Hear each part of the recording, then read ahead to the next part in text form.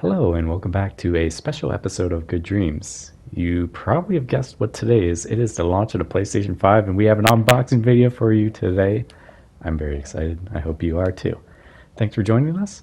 We're going to slowly walk through the first unboxing, the first for me at least, brand new, still sealed, of the PlayStation 5. So I just picked this up from Best Buy, and no crazy launch event happening this year. The whole global health pandemic kind of ruins that. But I did get to pick up my PlayStation with my motorcycle, which was a whole lot of fun. The Best Buy employee who gave it to me thought I was crazy for not bringing a car to take this massive box home, but I got it with enough bungee straps, and certainly got some funny looks driving home with the PlayStation 5 strapped to the back. But as you can see, we have this nice little decorative cover that comes right off and folds if you want to keep it as a memento in the future. And of course, underneath we got a very plain PlayStation logoed cardboard box. Nothing fancy at all. And you open this up, and guess what? You get another box. Just boxes within boxes, the boxception. So nothing too crazy about the packaging so far, except maybe that's all cardboard and not very much plastic, which is good for the environment, so thumbs up to Sony. Honestly, I'm just glad I secured my PlayStation 5 pre-order back in the chaos that it was when it first brought out the pre-order links. I got in like the second, third wave, and it was crazy. But as you can see here, you get like a little accessory box within the box. Has a standard power cord, exact same one the PlayStation 4 has. And check it out, it's a controller. The new DualSense controller for the PlayStation 5. It feels pretty good. I was a little skeptical of the new like Xbox-ish shape and form factor, but I like it. It feels a little more premium. It's less bulbousy, like the PlayStation 4 controller, which I was a big fan of. And it's a little taller, a little chunkier, but it fits the hand good. Feels like solid, and doesn't feel as, I don't know, curvy as the PlayStation 4. It feels a little more cramped, oddly enough, even though it's bigger, because it doesn't curve around my hands as well. But I still like it and probably get used to it. Just slightly modify my gaming position with this new one. All the buttons feel great. It's interesting to note the PlayStation button in the middle is now the actual cutout logo rather than a circle. And we still got the microphone jack at the bottom. They removed the extension accessory port that they never really utilized. We have USB-C in the back, which is fantastic. Finally, get rid of micro USB. And the triggers all feel great. Joysticks are nice and springy, as you come to expect from a Sony product. And the buttons are interesting. They're very good. They feel slightly harder to press than the PlayStation 4. Maybe it's just because the PlayStation 4 controller I have is slightly used. But it does feel a little more like you need to press it like 5 to 10% more than normal, which then it's typically like kind of squishy, spongy buttons we get from PlayStation. So I thought that was interesting. Wasn't used to that. But it's still very great. I love that the light on top, they moved a little flashy light from the motion tracker to the top rather than the side, and that's great. As we get deeper into the accessory box, we don't have much from the manuals except for the stand, which is kind of weird. I don't know if I like it. I actually hate it. I mean, it's clever how it spins to change rotation from the stand. You're supposed to, according to the manual, you're supposed to use it in vertical and horizontal position, even though it sits just fine vertical without it. But I'm getting ahead of myself. Let's deep dive into the box and pull out the main event, which is, of course, the PlayStation 5. Wrapped in foam and that like foam paper stuff. I don't even really know what to call it. As we slowly and very carefully unwrap it, we can start seeing more and more. And there it is, and its shiny glory. I'm really getting a lot of like PlayStation 3 vibes, retro vibes, because they went back to shiny, glossy, black plastic, which really reminds me of PlayStation 3.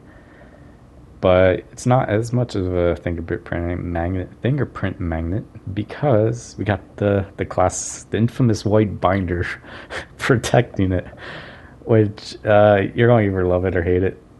I have not decided yet. I'm leaning toward liking it, but it's definitely eye-catching to say the least, right? Love it or hate it, it's something you definitely are going to notice inside a living room. So there's that. But let's, check out what's on the inside, because what's on the inside accounts, right?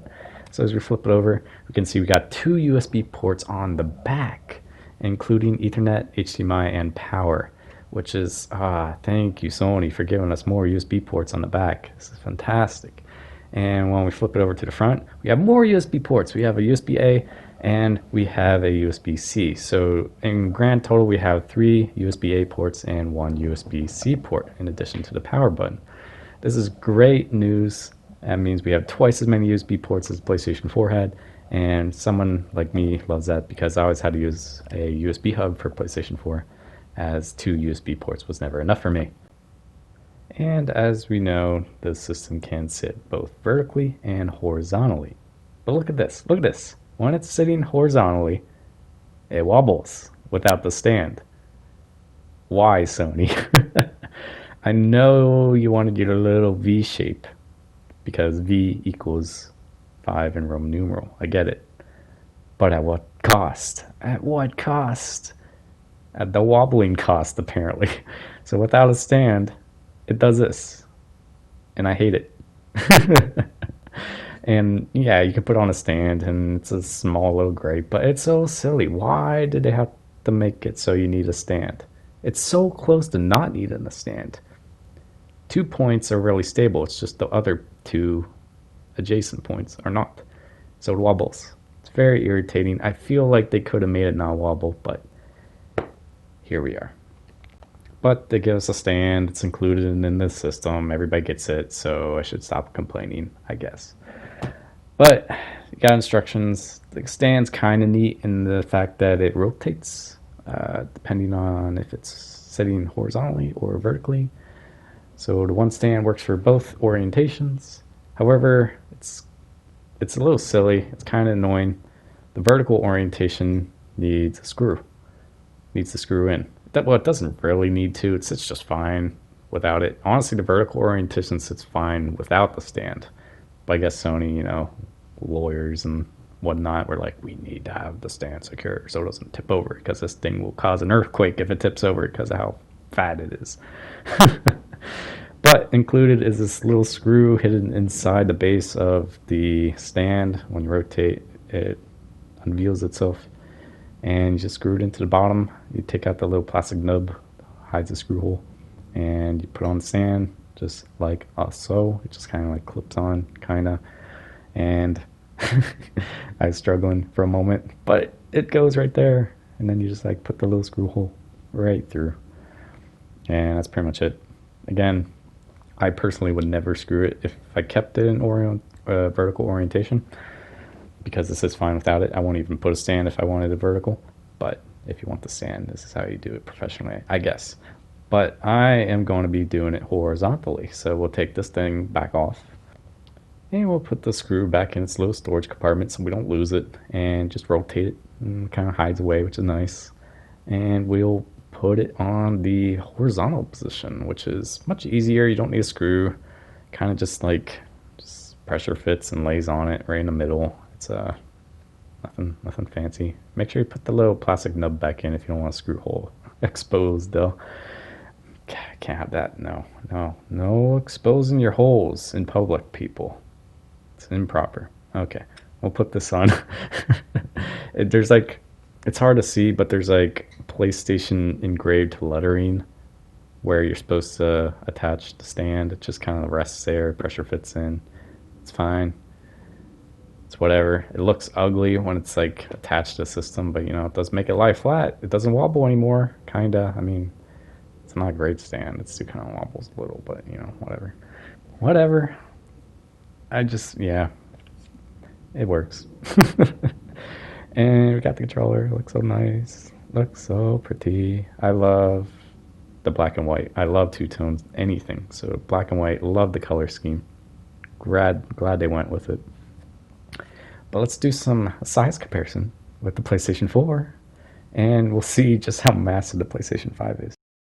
So when you set them horizontally, it doesn't look too bad next to each other. It's a little bigger, but nothing crazy. But when you sit them vertically, like, you really notice the difference. The tallness in the PlayStation 5 is crazy. Like, good luck if you're like trying to sit this vertically somewhere in a shelf. Like, it's probably not going to fit. Luckily, I sit mine horizontally, so it's not really going to cause me too much of an issue. But, you know, we will do some measurements though. So as you can see, the original PS4 is about 11 inches tall, and PlayStation 5 comes in at about 13 and a quarter inches. So that's a pretty significant difference.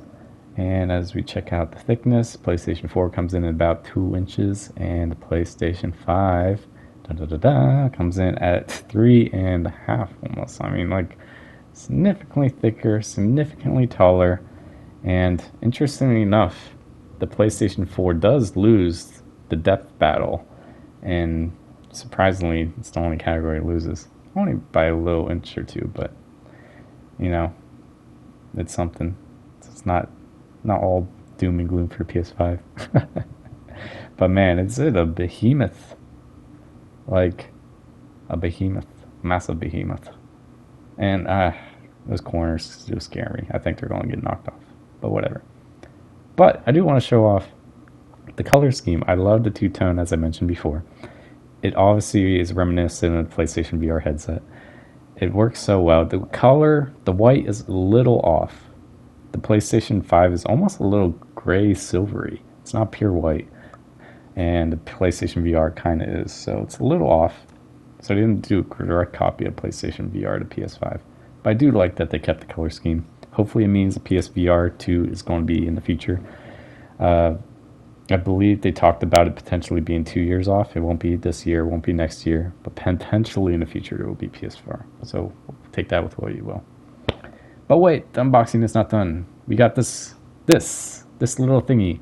It is the adapter. The adapter you need for the PlayStation camera to work with PSVR for the PS5.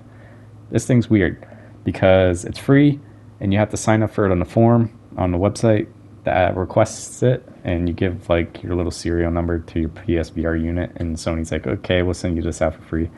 I got it in the mail yesterday, randomly. Sony never told me they shipped it. It just, I guess, randomly appeared. And yeah, it just like, basically all it does is it turns the proprietary cable that the PS camera for the PS4 originally has. It makes it USB-A. Because the PlayStation 5 no longer has this weird proprietary camera slot, and in order to plug this camera in to the PlayStation 5, you need the adapter to make it USB-A.